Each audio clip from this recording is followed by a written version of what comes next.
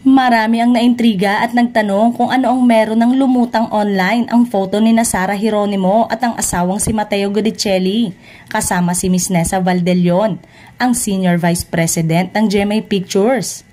Walang caption ng post. Hindi alam kung nagkita lang by chance sa restaurant sina Sara at Matteo o nandun sila for a meeting. May nag-welcome na nga sa kapuso kay Sara. Hindi pa nga malinaw kung para saan ang nasabing meeting.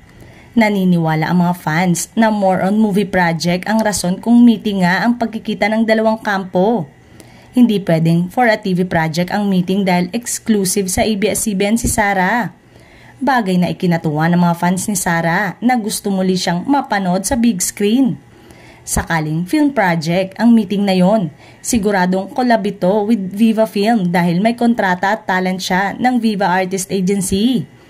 Naalala rin ng mga fans ni Sara na minsan nilang nasabi ni Matteo na gusto nilang gumawa ng pelikula na magkasama at baka ito na nga yun. Sa nagtanong kung bakit hindi winelcome si Matteo, ito ay dahil may kontrata sa GMA Public Affairs ang husband ni Sara.